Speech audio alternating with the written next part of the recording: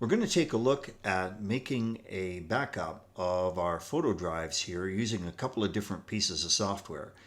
First of all, we're going to make a direct copy of it just using the operating system, Finder or Windows Explorer.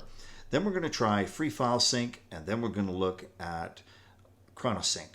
So I have up here a simulated drive called Drive E, and it's got my photo structure on it under a top level folder here called Film. And we've got some year folders here inside 2012. We've got some different shoots, and I got some projects, and I got some travels. So we're going to pretend this is our folder structure, and I can tell you this is about 12 gigabytes of data, so it's just a set of practice folders. But our first job is to take and copy all of Film onto a new empty hard drive called X. So let's open that up. And this is another simulated drive. It's called Drive X, and as you can see, it's empty. So let's just separate our windows and park them to the other side of the monitor here. And the easy way we're going to copy everything from the Film folder on our Drive E over to Drive X is we're just going to drag it over and drop it with the operating system. So let's get that underway. So we'll take that over and we'll just drop it onto Drive X, and the copy will start up in just a few seconds. So you can see it's got nearly 1,000 items to copy, and in this case it's about 11.4 gigabytes. In your case, you might have hundreds of gigabytes, a terabyte, 2 or 3 terabytes. And well, this is only going to take about 5 minutes to copy, and we're going to speed that up in a second. Your copy might take a few hours. It might take overnight. Might even take a day, depending upon the drive and the amount of items to copy. So this isn't going to take us too long. We're going to come back right after it's done in about 5 minutes. Okay, we're back. Copy's done. We sped that up a little bit with a bit of digital video editing magic, but now we've actually got a Film folder on our Drive X. Well, let's see what we got. We'll open it up. Looks the same. Let's check the size. We'll do a right click, Get Info. It's Get Info on the Mac. It's right click Properties on a PC, and we can see it's 11.64 gigabytes. And if we check the same thing over here, we started out with 11.64. So we've made it pretty much an exact copy here. 1,043 items between the two drives, so we've got it all. All right, close these off. All right, well, let's see what would happen the next time when we do this using some of the synchronization software. So we're going to demonstrate FreeFileSync, and we're going to demonstrate ChronoSync. So FreeFileSync, kind of cool. It's available on both Mac and PC, and it's free. So let's start with that one.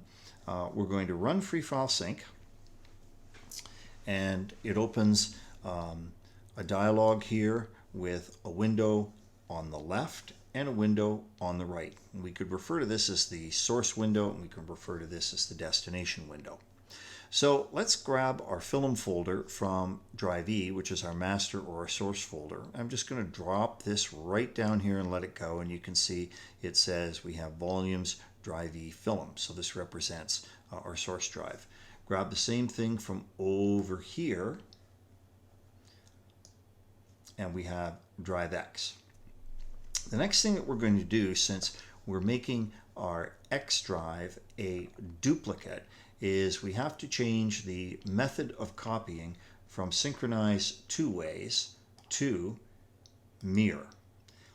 What's going to happen now when it moves a copy from the one drive to the other is any changes that we have made on our source, any additions, any deletions, any renames, well, those are going to get duplicated exactly over on the right side, but anything that hasn't changed, it's not going to bother to copy. It stays the same.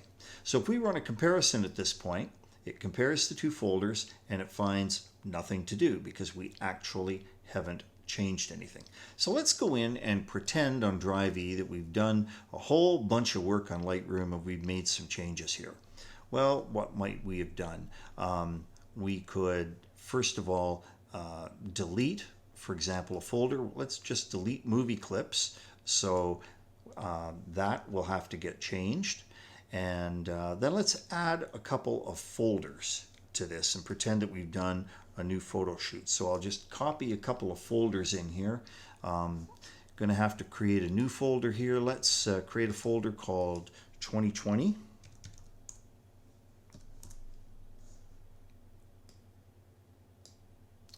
And then in 2020, let's copy in this folder.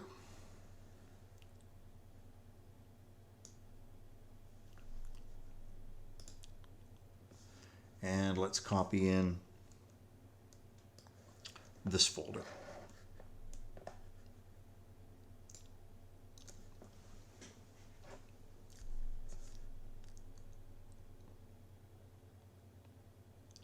And then inside 2014, we'll just delete some. So imagine that this is the work that we had done in Lightroom where we've made some additions and some deletions and some changes. So now when we come back over and we go to FreeFileSync and we run the comparison, now it's going to give us a very interesting report. It's going to show us that we have some additional items to be deleted. We have some new images that we brought in. And now when we take and click the synchronize option, it's actually going to take and make all these changes that we had done on drive E over onto drive X. Click start, gives us a nice little graph while it runs.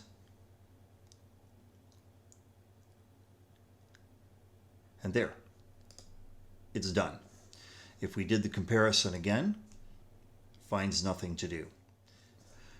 Well, with that completed, then what we can do is we can actually save this job so that the next time we don't have to go through all the setup.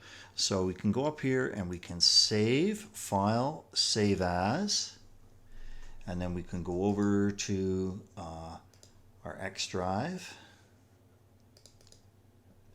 and we can say, call it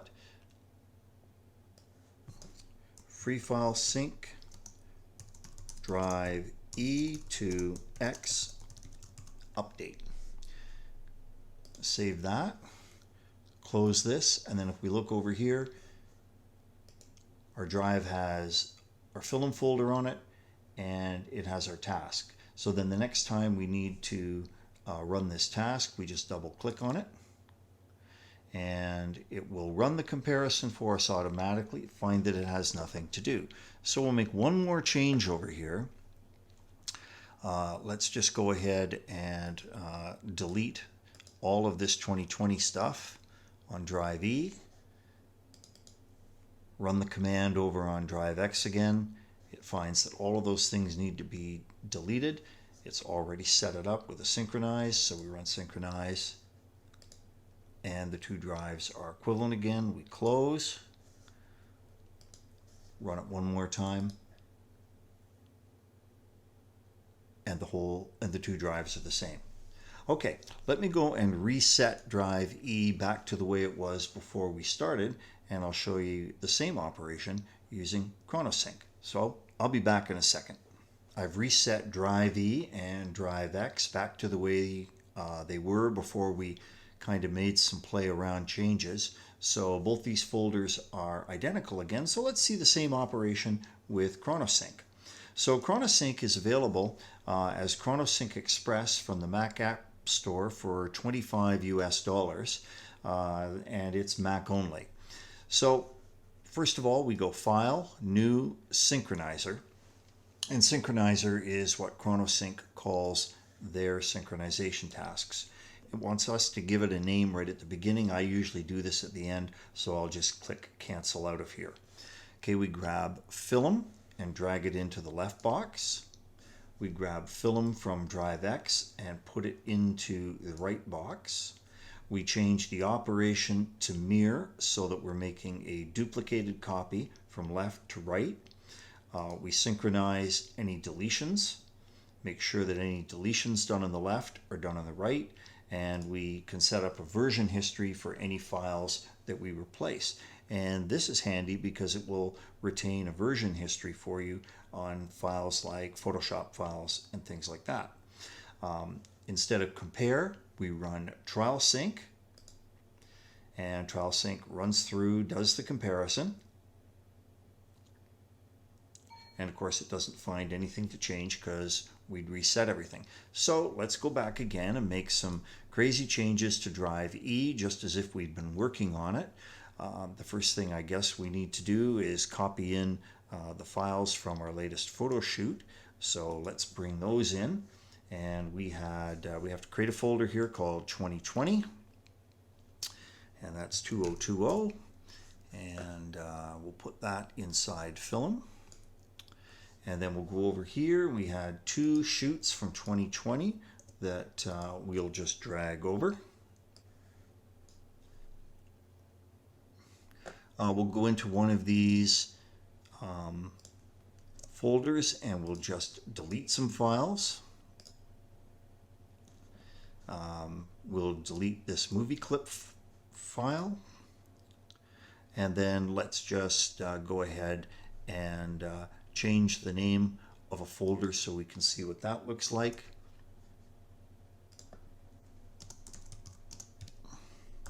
Okay, now we've got lots of changes. So let's run ChronoSync again. Click on TrialSync, and now it's going to report quite a long list of changes. And you can see that we've got to move over the change we made to the one folder name. Here are some images that we deleted. We brought in 2 new shoots for the year. So we're going to be making left to right, we're going to be making 58 changes, and we're going to be deleting 15 old files off the X drive. We click synchronize. I sped that up a bit in the middle. If we run TrialSync again, it won't find anything to do. So we'll save this job off for next time. So I go File, and we go Save As. And I go down to our simulated X drive. And we're going to call this ChronoSync Backup Drive E to Drive X. Click on Save, close the program, and now on our Drive X we have both a ChronoSync task and a FreeFileSync task. So if we just double click the ChronoSync task, always run a trial sync before you actually do the sync, just in case anything has gone wrong. It won't find anything to do. And we're done. I'll just make one simple little set of deletions over here just so you can see how that looks. Run ChronoSync again. Run TrialSync, and it's going to report the deletions that we just made. So those have to come off Drive X. It auto-saves our task, and we're done, and we're identical on both drives again. So between ChronoSync and FreeFileSync, whichever option you choose, you've got a great couple of tools there that once you make your backup drive, you can now very, very easily make the mirror copies of it. If you keep Drive E, for example, as your master drive, we did it with Drive X. Remember, you can have a Drive X, you could have 2 or 3 of these which you rotate, and one of which you keep off-site. So there you go. That's your strategy. Easy way to do it with both pieces of software.